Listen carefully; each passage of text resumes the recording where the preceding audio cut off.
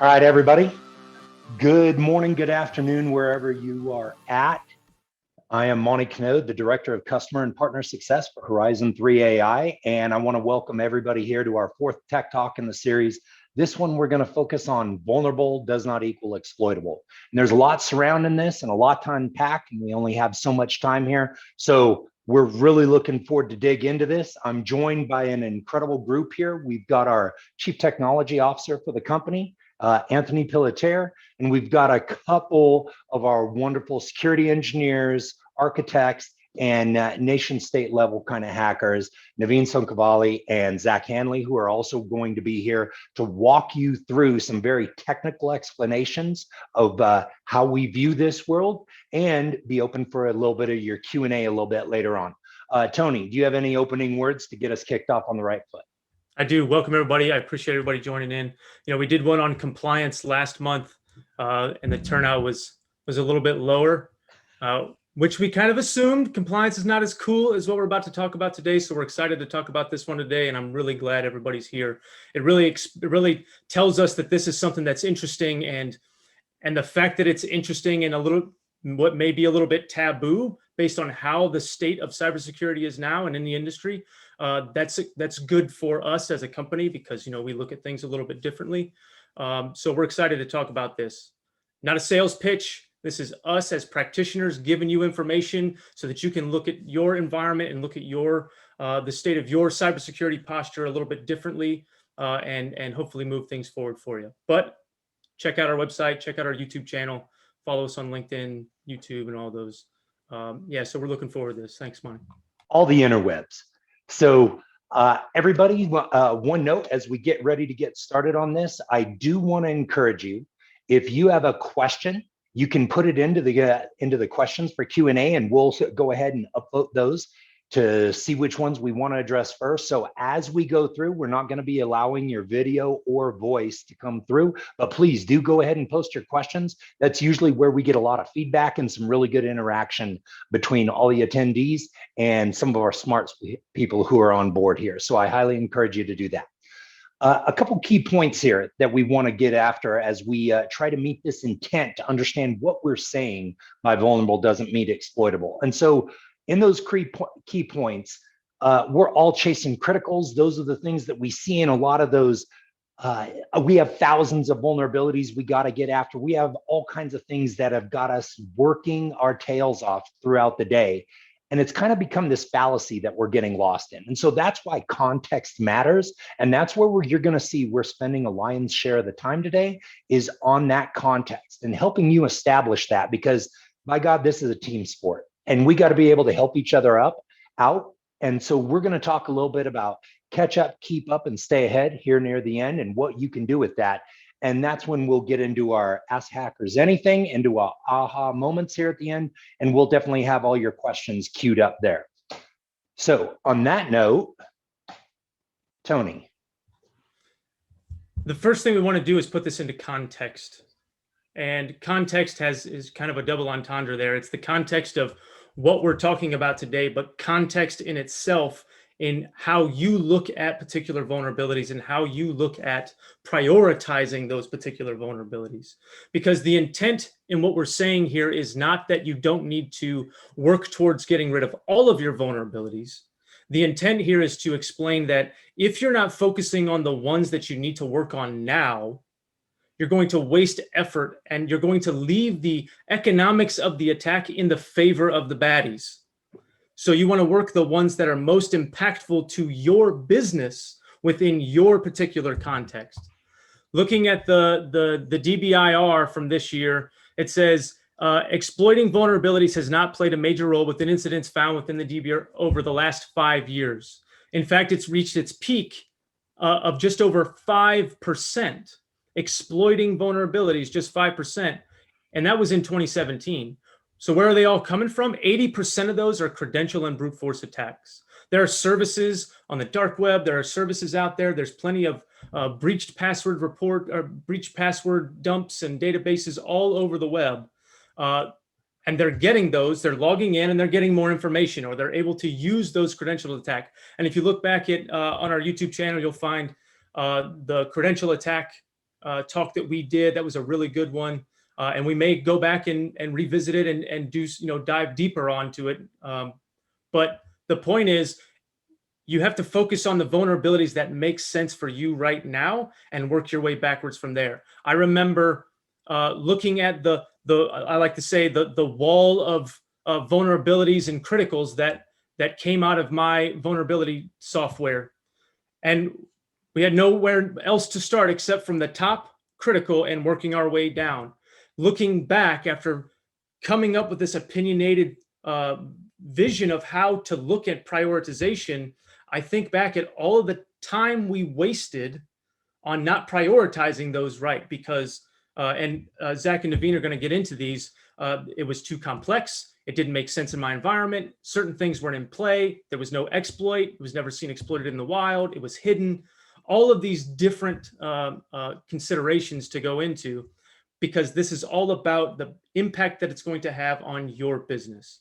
And I don't want to go too deep into it now because I want the experts to go through it. So just something to think about as you're looking at your vulnerability management and your prioritization. Are we doing the additional analysis to understand how is this particular thing going to affect my business? And it's not just on the fix action. It's also on what is the lift to do the remediation? What is the, how much downtime am I going to have? Like all of these different considerations to put into that particular calculation. So there you go, Monty.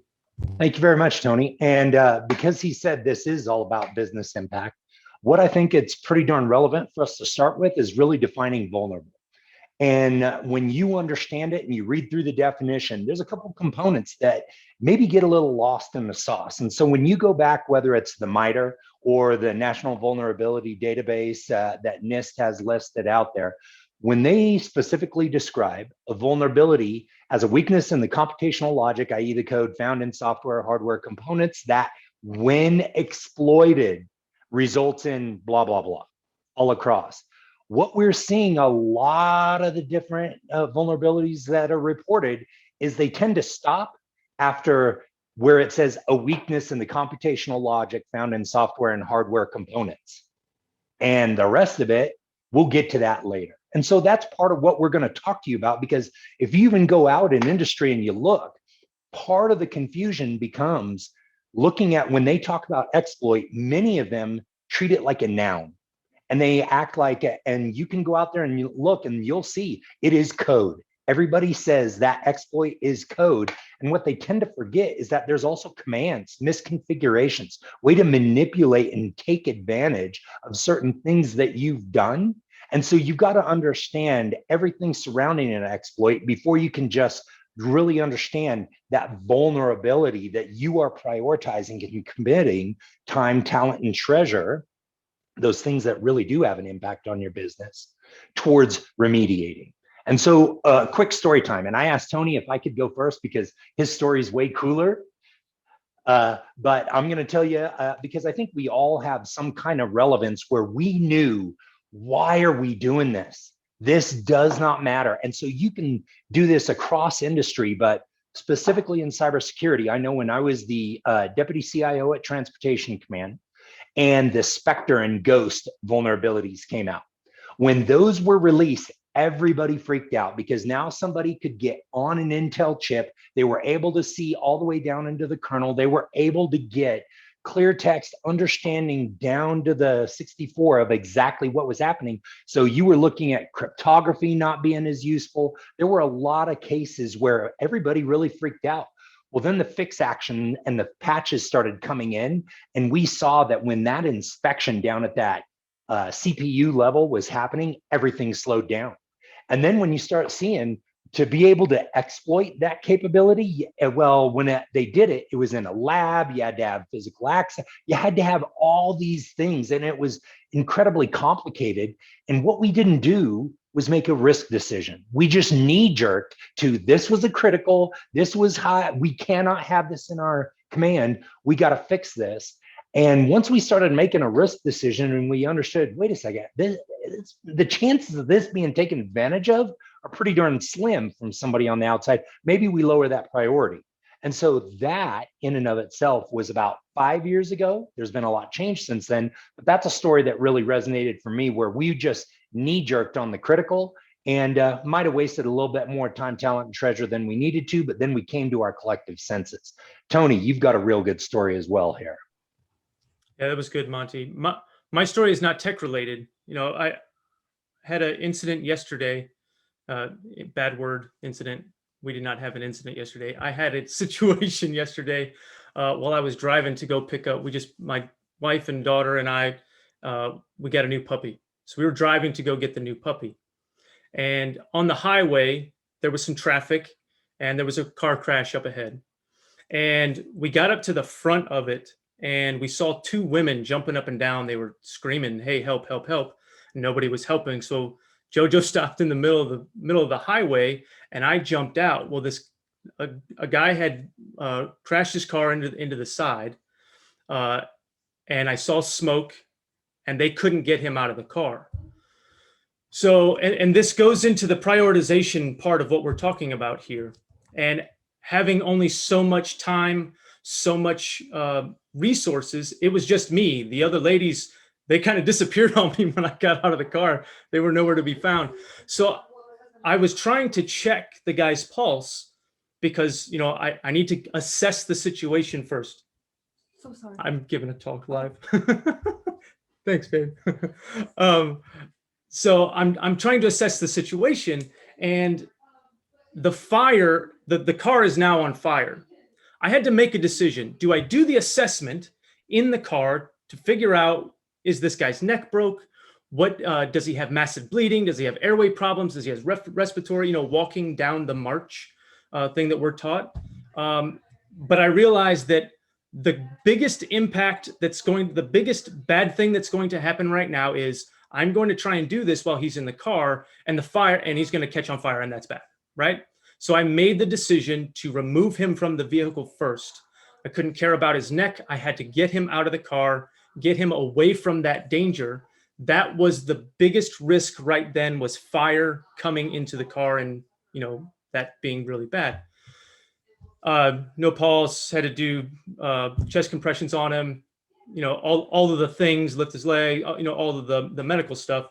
When I left, the EMTs came and, I turned him over. He finally had a pulse. He was breathing a little bit.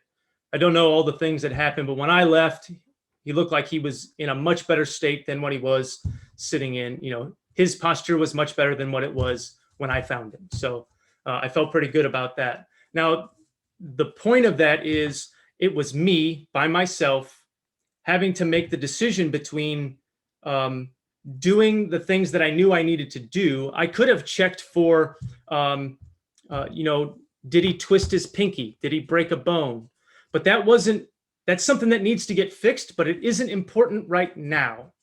The biggest importance was getting him away from the danger. And this is what we're talking about with vulnerable does not equal exploitable. And that's kind of the whole premise of everything that we're talking about here. So that's that story. As everybody can see, this is why I wanted to tell my story first. That's awesome, Tony. You are a great American. So here's the critical fallacy. This, to put it into numbers, Kenna gave a talk at Black Hat, Kenna Security, and they also on their website, they do a good rundown of this concept on making sure that we understand exactly what's exploitable. What you're looking at right now are the CVEs that have been reported in the National Vulnerability Database over the last decade. And that's what they Kenna calls it, as a look back at the last decade. So you can see the criticals, the highs, the mediums, the lows that have gone. And then when they dig into the analysis and you start to see exactly what has been exploited or is even exploitable, you can see this declining list on what's actually been exploitable. And by that, I mean, there's been proof of concept released out in the wild. It's been demonstrated, it's been reported, and things that have actually been exploited out there. And so what you see when you're looking at 2.7%, 0.4% that's actually been exploited, when you're seeing 18,000 CVEs reported in a year and everybody's getting alert fatigue, and you start looking at, where do I even start? Well, part of it is understanding what's actually exploitable. And that's why what led to our title, understanding that looking at what's vulnerable is just a tier one. Looking at tier two is actually getting into the exploitable and understanding that, because I'll tell you what, when CISOs, practitioners, we're all overwhelmed by trying to prioritize these security findings, because what we end up finding out that the most valuable skill set we've got is saying no to certain things. When we understand that risk and you prioritize what not to fix on that list of so much. And so on that note, I'm going to turn it over to a couple guys who are far smarter than me, and they're going to identify where we as Horizon 3 AI see these some considerations for you to look at, so that you're not just taking that report at first blush, but you do a little bit more research into it. So gentlemen, I'll turn it over to Zach and Naveen. Hey guys, I'm Zach. I'm one of the security engineers with Horizon 3. And so we have 5 considerations at the high level that you should think about, where vulnerabilities that are critical can be deprioritized, and so that you should be looking at the ones that are exploitable. So the things that these 5 considerations are the things that make it not exploitable. So right here, the first one is no exploit exists. That means no proof of concept has been released to the general public, or no proof of concept has been demonstrated and not released at all. So there are 2 good examples of this. There's a pretty big one that's even got a fancy name called Deja Blue, which is on the RDP service for Windows. It got a critical rating by Windows, but no proof of concept was ever released. And so a lot of vulnerability scanners will flag on this one and say, oh, this is critical, you need to get after this. But really, it poses very little risk because no POC exists for it. Another good one is the bad neighbor. It's also got another fancy name. And when you know there's a name, everybody's talking about it. But in reality, this one also didn't have a proof of concept. So you can see that there's 2 pretty high visibility exploits for Windows that have come out in the last few years that don't even have any exploits that vulnerability scanners are flagging on. So next slide. The second consideration you should think about is how complex is it to actually exploit this vulnerability? Certain things like there are like a list of 5 requirements needed to exploit it, or maybe you need credentials or something like that. So this first vulnerability is in Tomcat. And when it came out last year, it was in the news a lot, and it's not exploitable in the default configuration of Tomcat. You actually need to enable the persist manager component manually, and also apply another setting called the file storage setting. And not only that, you need to have valid credentials or chain this with an additional exploit to be able to upload a file to the server. And then additionally, you need to be able to do the Java deserialization. You need to ensure that certain libraries are included within the build. So right there, you have like 3 or 4 conditions that need to be met. And in my entire career, I've never seen this be able to be exploited in the wild. This next one is another good example, Apache ActiveMQ. See it a lot in engagements, but in this case, there is an LDAP module that you can use, and it's not enabled by default, so you can configure it to work with your Active Directory credentials. But in this case, there was a authentication bypass in it if you did enable the LDAP module. But since the LDAP module isn't enabled by default, vulnerability scanners are going to flag this just based on the version.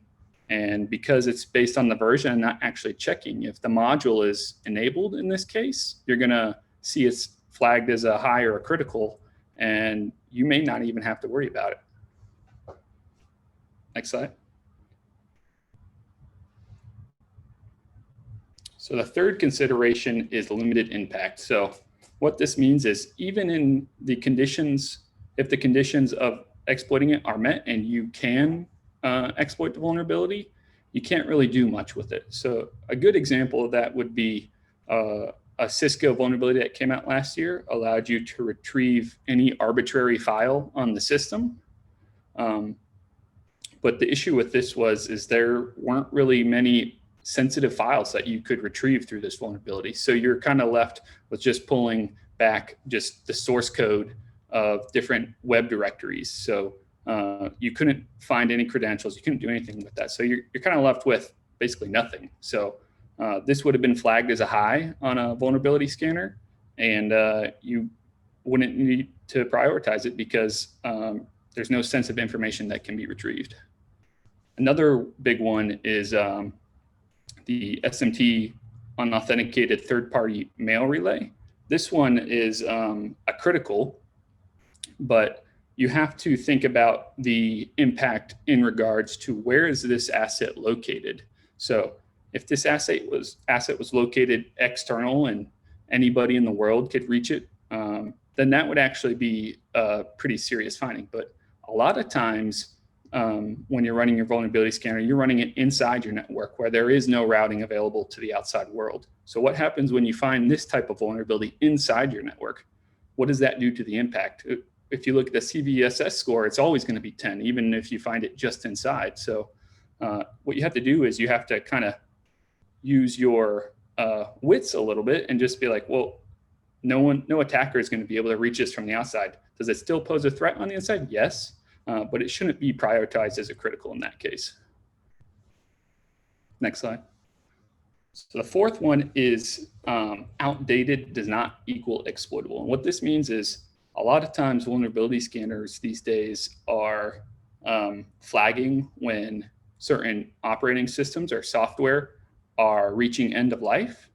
And that's good to know about. It's definitely something you should keep an eye on, but a lot of times they're being flagged as critical. So what you have to do though is in the absence of a specific vulnerability affecting that system, you have to pair that with that context. So say you find a Windows Server 2003, that's definitely end of life, and you should consider updating that to a newer version. But if there was a serious vulnerability with that server, like an old SMB exploit where you could get remote code execution, a vulnerability scanner is also going to flag that. So if you're only looking at a single finding for that asset and it's an outdated version of software, then you just need to use that context, understanding that, hey, there are no other risks with this asset. We should eventually upgrade this, but it doesn't pose an immediate risk. And the last consideration that you should think about is that it doesn't exist in the part of the software that is accessible to the attacker. So it's not accessible. In a lot of cases, there's a lot of vulnerabilities that exist in code. And in this case, there's a Intel CVE where it requires physical access, kind of like what Monty was talking about, how Spectre and Meltdown, where back 5 years ago, they were worried because it was a critical and they needed actual physical access or certain very specific conditions in the lab. This one is you need physical access. So do you really need to prioritize this at a high or a critical when the conditions are you have to be physically there? No, you don't have to worry about that as much. So those were the 5 considerations that you really need to drill down into for all the vulnerabilities and then help you deprioritize the things off your list.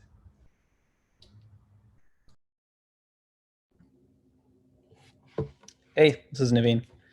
I'm going to talk about a few points actually going in the other direction. So what Zach talked about was really about things that appear critical that may not actually be as critical as you think they are, factoring in the context around the vulnerability. But it goes the other direction too. There are cases where something is actually more severe than it might appear. So let me give some examples here.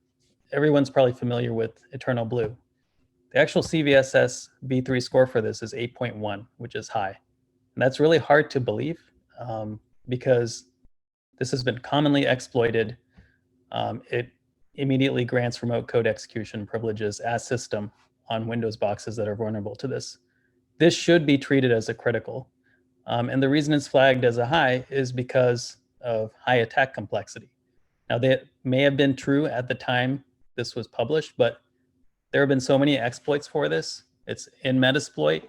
It's commonly exploited. So this is an example where just using the base score of a CVSS doesn't really, if you literally went by priority and treated this as a high instead of a critical, you would be missing a major vulnerability that should be fixed if it's in your environment.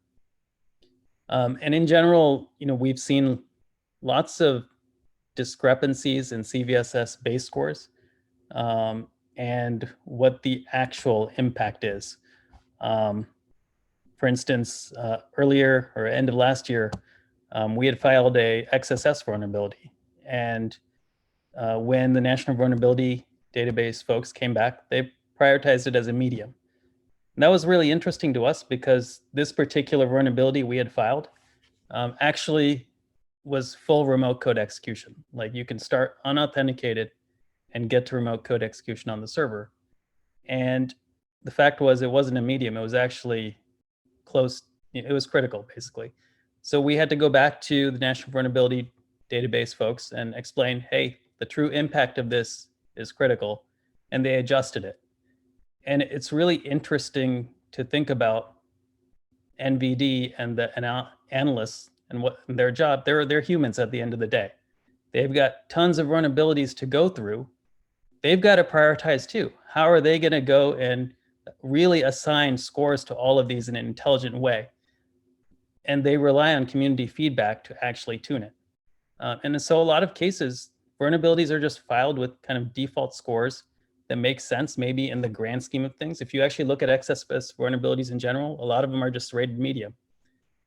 But the true impact, it has to factor in what can you do with that vulnerability afterwards.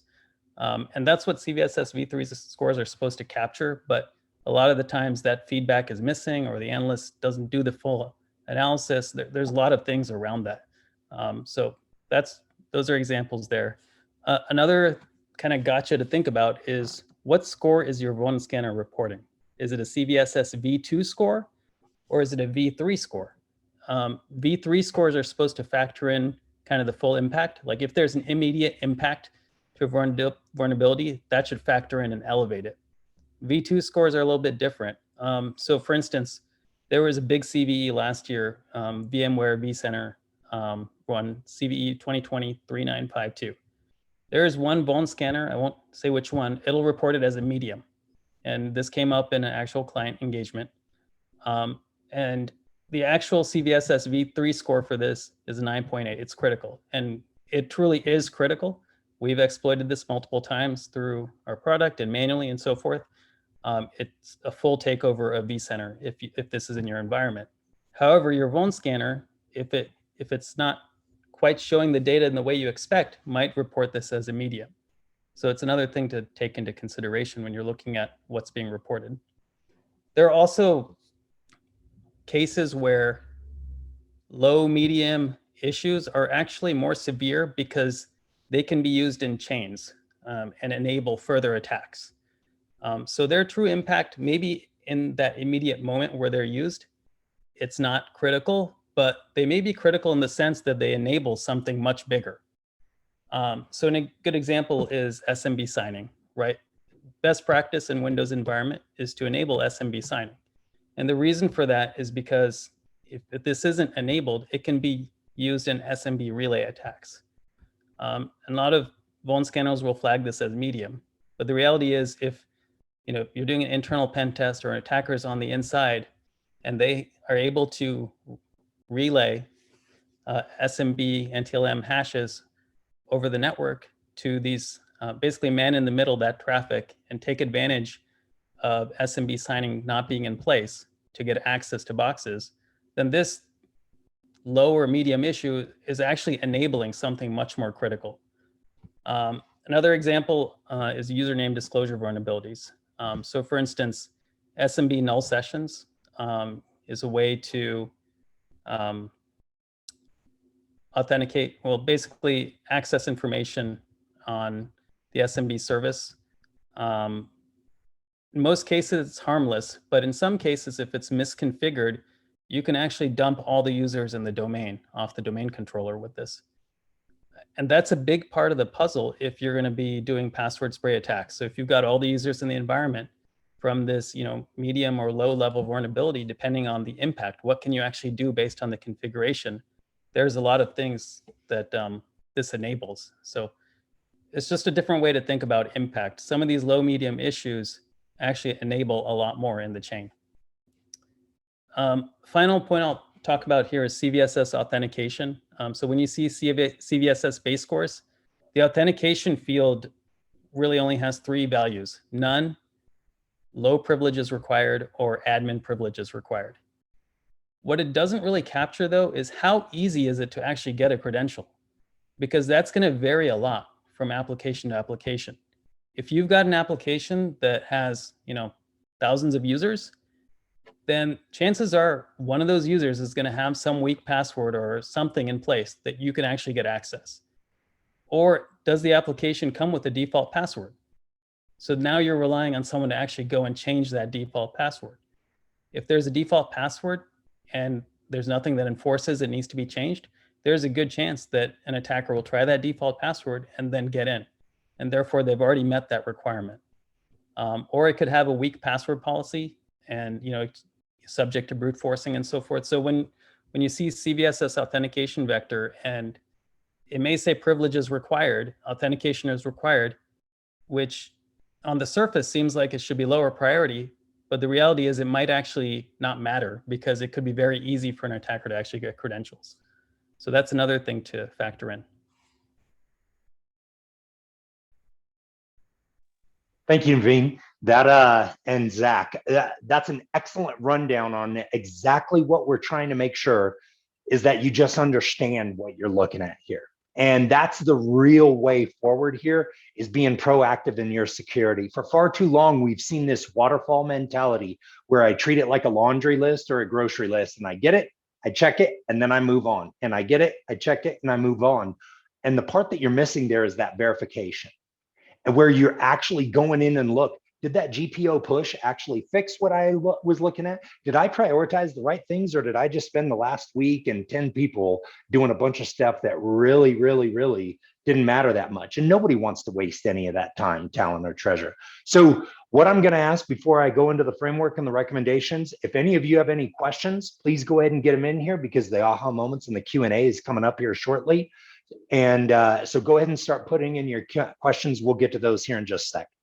So for this framework, when we talk about catch up, this is really based on 2 knowledge aspects. Number one, you've got to come to a realization that attackers are probably going to know more about your network than you do. I just came out of a call with a client, and when we asked him, so how many unique hosts or IPs do you have in your space? And he was very honest and said, I don't know. And we see that more often than not. And that doesn't mean that you're high end if you know, but things change. We're in cloud environments and they're spinning up and spinning down all the time. So understanding that, as well as accepting vulnerable doesn't equal exploitable, that list that they're giving you, you are going to be able to apply that business impact. That requires you understanding what your crown jewels are, what your sensitive data is, and where it is, so that you can truly understand those vulnerabilities that matter. Because that's that third aspect of catch up, is fixing things that matter. This is what you've got to do to lean in and make sure you're not just following what some product told you is the priority, but putting it in context. What could it lead to? And that you're making that risk decision. And that's what leads into the keep up. This then is talking about verifying your security controls, verifying your policies. It's amazing. We go through third-party security assessments and they ask you, and it's just like with cyber insurance right now. Are you doing this? Yes. And as all you do, you check the box. There's no verification that's involved there. You just say, yep, I'm doing it, and you move on. We actually asked one of the companies, hey, do you need to see some of the results of us doing this data protection, that it's encrypted at rest and in transit? And they said, nah, we'll worry about that kind of stuff later. And so auditing yourself and your policies and the implementation of those is absolutely super important, because then that what leads into this continuous assessment of verification. And that's what you've got to do to keep up. You cannot do these assessments once a year and expect that you're going to keep up, because just through entropy, you're going to start falling back. You've got to do it, verify, and keep that up so that you truly know what's out in front. And I'll tell you, the third aspect of this one is bringing together your red team and blue team. If you keep these things separate and you don't create this purple culture that's not focused on proving that the other one isn't as important as you or as valuable as you, you've got to create a purple culture that leads up into what the company prioritizes. And that's absolutely important to keeping up, because you will constantly be falling behind if your red and blue teams are not working together. And by blue, I definitely mean your IT team, your dev team, your security team. They have got to be a part of that in the keep up, and they've all got to buy into it. And then that's what really leads into your stay ahead. And a big part of this is something we believe pretty passionately about, is viewing your enterprise through the eyes of an attacker. You got to hear from Naveen and Zach here quite a bit on that other perspective, because when they see things that are too difficult to get to, they're going to pivot and move on to what's easier to get to. And so understanding through those different eyes is going to give you a little more perspective so that you can now become more proactive. We've all been big fans of agile security over the last several years, and we've seen the speed in software development, but we still work in this waterfall security. So when you go build, test, deploy in agile development, now getting into this find, fix, verify circle becomes this real fast loop that you can now do, and you can make small incremental changes. You don't need to wait for a 3-month patch or Microsoft Tuesday, which become your doom and gloom. You can do a fix and check and verify. Did it take? Do a fix, check, verify, and you get into this cycle that goes much, much faster, and is pretty darn valuable. What in the Air Force we call an OODA loop, and you can see how that fighter pilot mentality has really been embraced across Silicon Valley as such, with observe, orient, decide, act. And the faster your OODA loop is, that really twists the economics, as you got to hear Tony talk about earlier. When those economics favor the bad guys so much, you've got to do whatever you can to bring them into yours, and that means being faster. And the faster you are, the more you tilt those economics in your way. And so that's why we are big proponents for continuous assessment. That means getting out of waiting for the report or doing them once in a while, but continuously assessing and checking your work. And that's why that recommendation at the bottom there, you've got to ask the question, are we prioritizing exploitable paths and vulnerabilities? So that you're looking at both of those things, so that you truly understand that when you get that answer, you can then go verify and understand we're prioritizing what matters, that we're getting after this in a positive way. So on that note, I'm going to go in. We've got our first question that's pulled up in the Q&A side, and I'm going to encourage the rest of you to go ahead and get in so that we can get into our aha moments here. And with this first question, I'll go ahead and read it off, and then I'll turn it over to the guys. And Tony, you're one of the guys too, because you're in on this red team. How does this compare to the composite risk score method that Rapid7 Insight VM uses? Do any of you have that familiarity with Rapid7's Insight VM? I know a little bit about it, yeah. So I would say, from what I know, is that they score on a 1 to 1,000 rating, as well as a CVSS score. And a lot of what their custom scoring looks at is live threat feeds. Is there an exploit available? And I think ease of use. So is it in Metasploit, basically. So right there, some of those categories sound really similar to the things we're saying. So it will help you better prioritize just based off a CVSS score. So it didn't consider all the things we just talked about, but it's better than just blanket looking at the CVSS scores. Yeah, it's an incremental step from just a basic vulnerability scanner, is how I kind of look at it. But there's still significant failures in that approach when you're not taking how does it contextualize into your particular environment. Looking at at individual CVEs and individual CVSSs and those approaches, you're zooming into the micro and you're zooming into an individual component, whereas an attacker is taking your entire environment into account, and that gives a different context in itself. So something to think about there. No, that's a good point. And for some of the other questions here, while we get a few more coming in. So Naveen, you spoke a little bit about CVSS version 3. And when you go out to the National Vulnerability Database, they have a lot of different equations and components that can figure into that and such. But have we seen people actually use those additional components and different tools use them, or do they pretty much stick to the base score? Yeah, I mean, base score is what's commonly used. And then other tools, so Insight VM is one, and there's a bunch of other ones like Canon Security has some tools. Like there is a bunch of tools out there that will factor in known threat intelligence to fill in the exploitability part of that equation. So I haven't seen CVSS exploitability metrics used very frequently, but there are ways to layer on other scores using other tools based on threat intelligence. What are attackers actively exploiting at this moment? So, and those become big factors in a company's prioritization to understanding that. So if you were going to give a recommendation, you, Zach, Tony, you've been doing a lot of IT for a long time. If you were going to give a recommendation and somebody sees that base score, after they see that base score, what do you recommend be that very next step then? What should be that first thing they're doing, whether it's going out to look on the web or whatever? How would you recommend they proceed smartly? Yeah, so before I started the company, I was looking at those approaches and trying to understand, hey, I see that I have this CVSS. Let me go look at the documentation for this, and there's a significant amount of analysis you have to do, and those websites don't really provide it in the context of my environment. So I had to bounce around to several different technical documentations, put all of this information together, and then on top of that, if an attacker were to exploit this, what could they gain further to move the attack further?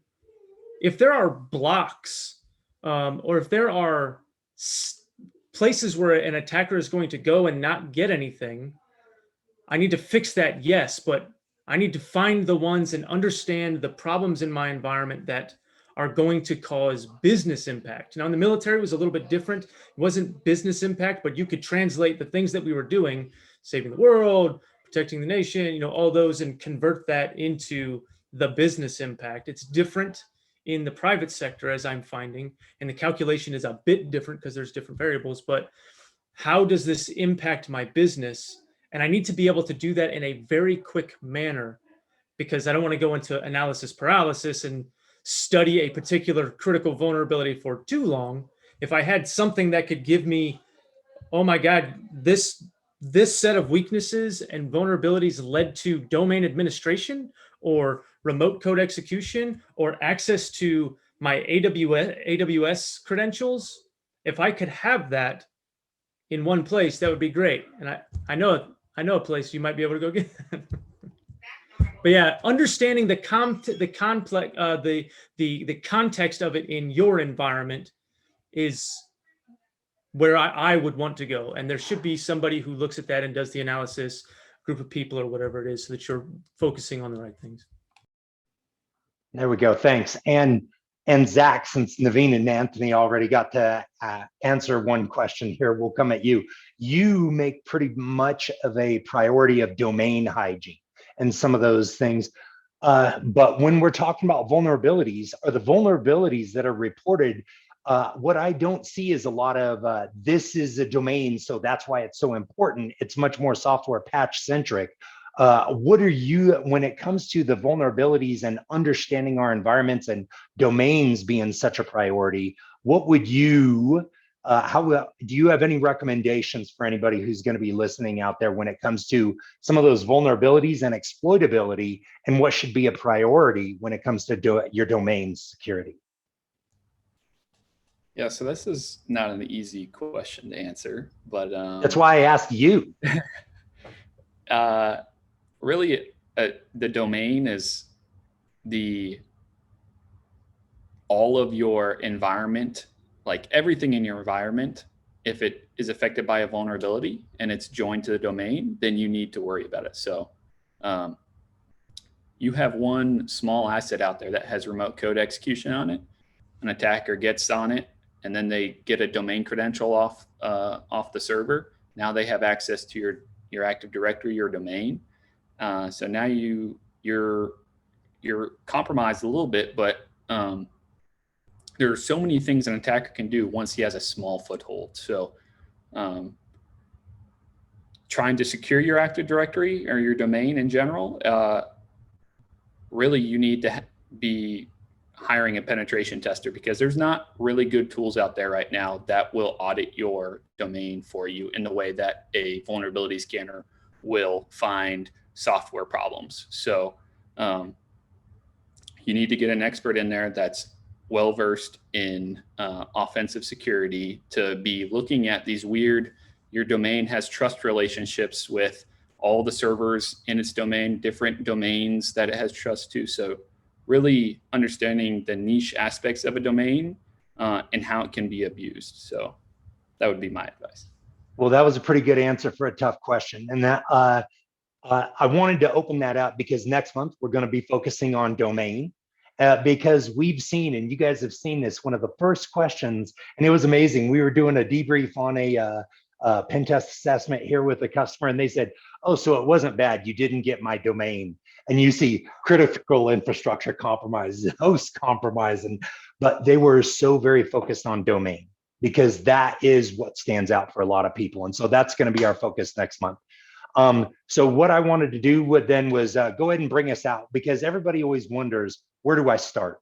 I've got so much here and I'm so busy and I'm. So just to give you a couple things to start off with to get you on the right foot.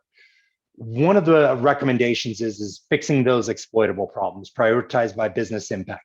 So just like Zach was talking about a little bit ago, understanding RCEs that can lead to domain, that's got to be a priority. You've got to understand where your sensitive data is. Are you segmenting off networks with that? And do you have PII or something that might be regulatory required so that you are prioritizing those kind of things? So if you get an RCE on a server that's somewhere else, I mean, we're saying RCEs are a very high priority, but if it's a border to some sensitive data, then that's got to be near the top of your priority list. And so understanding those that business impact and taking the time to establish that business impact is absolutely critical to you doing this right.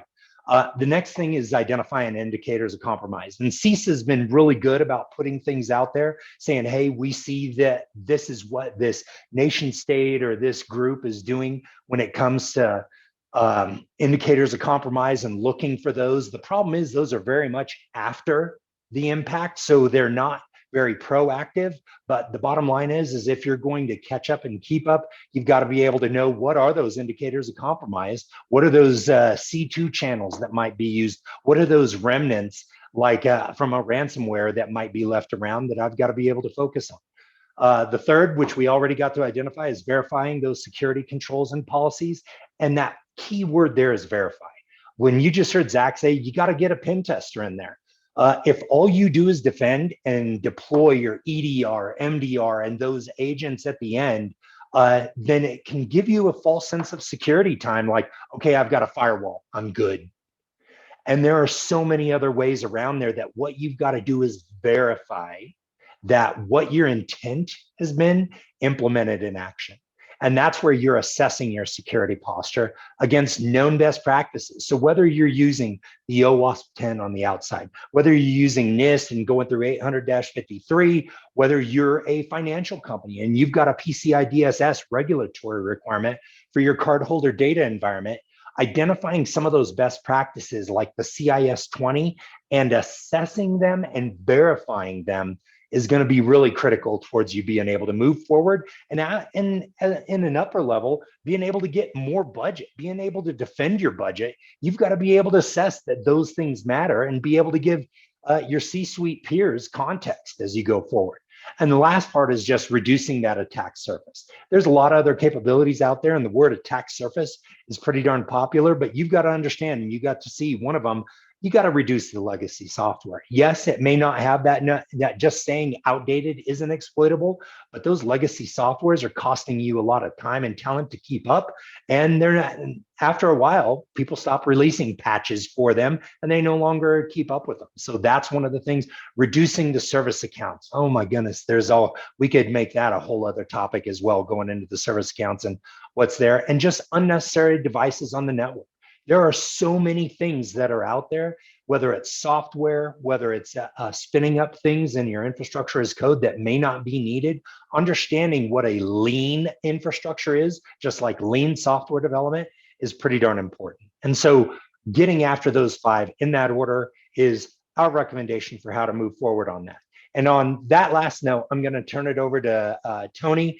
You want to go ahead and carry us out here, brother? Yeah, we went a little bit over. We went a lot over last time, but we did pretty good. We're only 12 minutes over this time, so we're all right. I appreciate everybody coming and hanging out and listening to us. We'll put this on the YouTubes and the interwebs and the LinkedIns and all that stuff, so you can look at it again and show it to your friends and your mom and your sister and all that stuff. We really appreciate everybody coming out. Look for us on the next one. Check out our website, horizon3.ai, our YouTube channel, LinkedIn, Twitter, and all the things. See you guys on the next one. Thanks, everybody. Take care, everyone.